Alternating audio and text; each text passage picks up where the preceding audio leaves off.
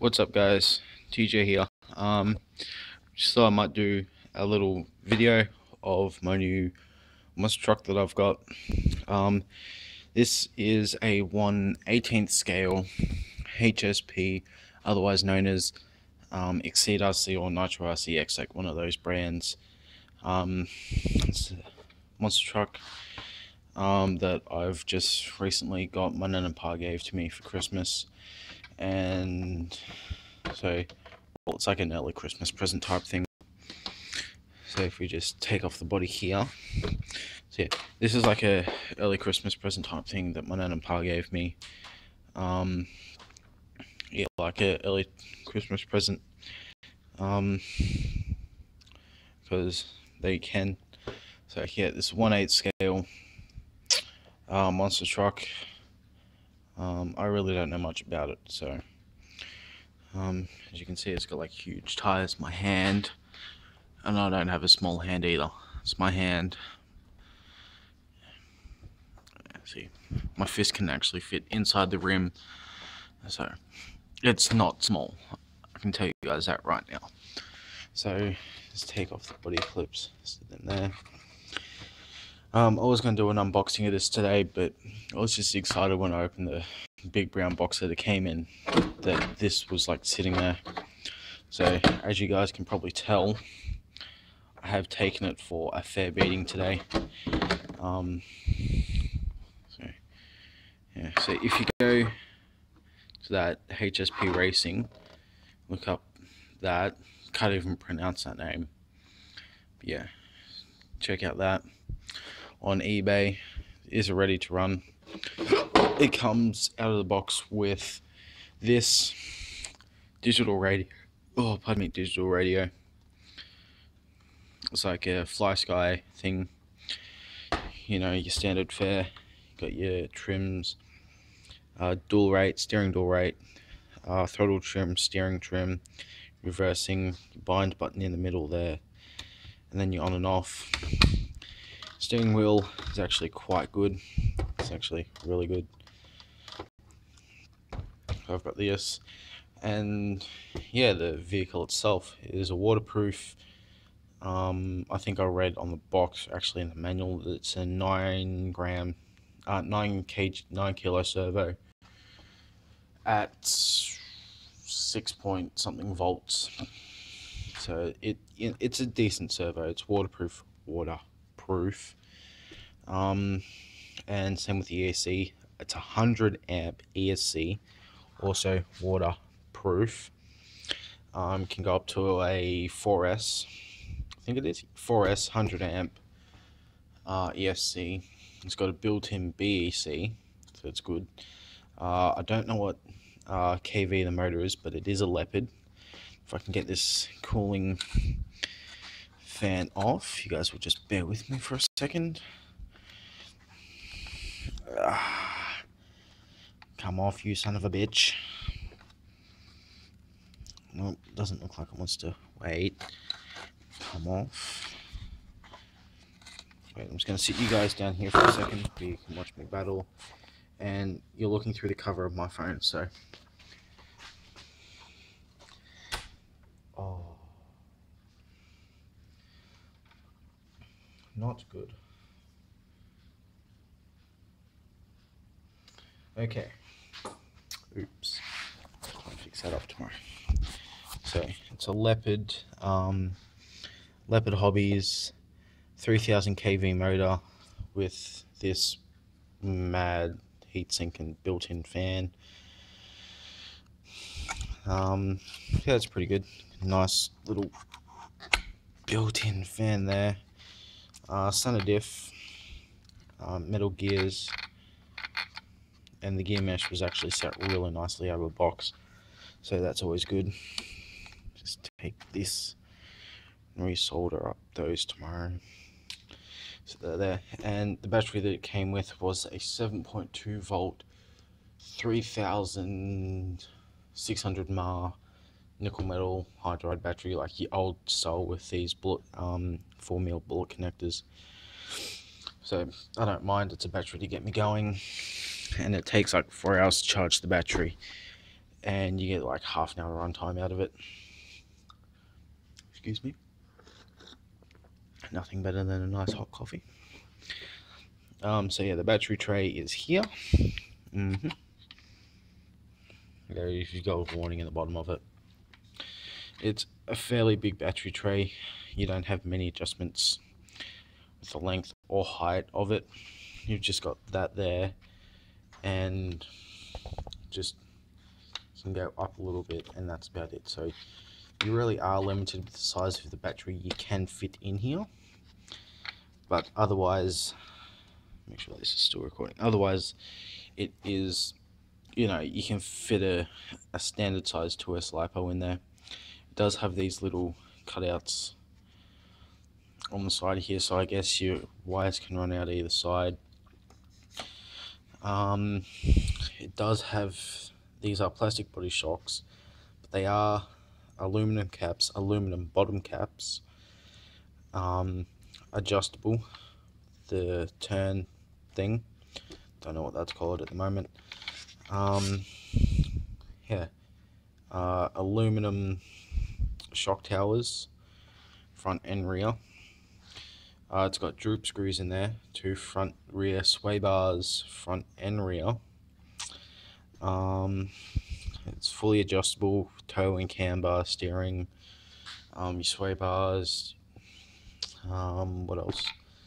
Your caster angle. There is actually a couple of holes on the edge, on the end of the hold knuckles, whatever you want to call them. There is a couple of holes. You can adjust the camber from there, as well as the toe angle and caster. With the A-arms, got 3 adjustments down the bottom and 2 adjustments up the top where it is there. There's another screw under it. I think that's it. I don't think you can adjust to those 2 holes. You probably could if you wanted to, but this thing weighs a ton. Put that out of the road there. If we flip this to underneath, guys will just bear with me for a second. Fully aluminum chassis. It's actually relatively thick with the crap, I can't even think at the moment, guys, but pretty thick here. The bumper is really solid bumper. It's got a fair bliff. It's like really stiff, but it's good. It is all Phillips head hardware, but that doesn't matter. It's all countersunk. You know, the chassis is, what would that be, 3-4 mil thick? Yeah, maybe even a bit more. Your A-arms, nice beefy A-arms there. And you can get to your sway bars through that little hole there. That's good. Yeah, that's about it. Easy to get to your center diff. I don't think I said that before, but there is center diff in there. There's not much oil in there. I don't even think there is any oil in there, but it's a reasonably good center diff. If I can just, there's a reasonably good center diff. You guys can see I'm holding that wheel. You can see that wheel's not turning. So it is a decent center diff. It's got rear and front chassis bracing, servo saver, which has saved my servo a bit today with me using it. You've also got a couple of adjustments here with your camber links, as well as on the front. I don't think there's too much else to go over about. Although you do have a fair bit of adjustments with your shock tower, your body ride height here. There's holes all the way along here to the top where you can put screws in. And you know, just your body height there, as well as yeah, I think that's actually it. I do believe. Yeah, so as well as adjusting your body height there, you can also adjust it, change the post, like the mounting post that goes on the body posts, take them off and put on like the ones that go up and then in and then up, like they do with, like Traxxas did with their Monster Jam ones with the Gravedigger, how it goes up then in and then up, and they've got the cross brace in the middle. So you can also put that on there for different body styles, and I think that's about it really. So all in all, me and Pa were talking about this today. He paid $370 for it, nearly 400. He's had it sitting here for a while in the room, in the cupboard. So yeah, I did have the body lower, but I don't know if you guys can see it, but there actually is some rubbing there on the front wheels. So I put it back up, you know, changed it a bit so it looks pretty badass how it sits there. You know, the shocks for a 1/8 scale are pretty fucking good. The backs are pretty stiff. The fronts, yeah, they're okay. But yeah, I'm going to try and get my Integy piggyback shocks from my mum. Hopefully she's coming down tomorrow with my LiPo charger, and probably see if she can bring in my Integy shocks for this and put these springs on there, because these are actually a decent spring. So yeah, and better than a nice cup of coffee, milk coffee too, it's good. So yeah, the body is a PVC body, so as you guys can tell there, it's got like stress marks from where they punched the holes. Obviously they didn't quite punch this one enough, and they just slammed the body on there, and it stressed the body a bit. But other than that, you know, it's a pretty decent truck, you know. So yeah, and it does have droop screws all the way around, and I think I mentioned that before. And the turnbuckles on it are actually pretty beefy. So yeah, and I'm not sure if I mentioned this, but it takes 12 hours to charge the battery from dead flat to ready to go the next day. 12 hours. And that's a long time for like a kid just getting into the bigger side of the hobby.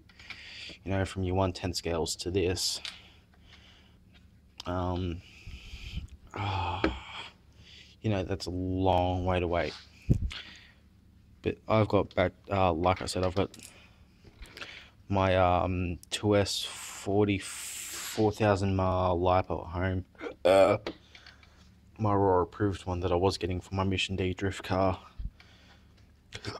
a while back, but I decided not to get it, so I've just got that battery sitting around in case I did get a 1/10 scale car with those type connectors, or you know, a car with those type of connectors that would fit the 1/10 scale battery. So yeah, all in all, it's a really good car for the money you pay for. Don't expect much, but this thing flies, and I mean flies. I reckon if you put a 3S, put a 3S 3500 in there, maybe 500 mAh, 5000 mAh, 3S 40C to 100C discharge, this thing will do wheelies like that. And all in all, it actually looks like a HPI Savage. I think that's what HSP were going for. Sorry about the light in here, it's getting dark. As you can see outside, it's really dark, and there's lights there and there, but me and my pa are renovating the shed, and we only have that light there at the moment. So yeah, but yeah, it's a really decent truck overall. I've only put like all up about an hour and a half of battery through it, because I charged it for like 2 hours and took it off charge. I know you're not meant to do that, don't get up me. So yeah, so I put on that charge for like 2 hours.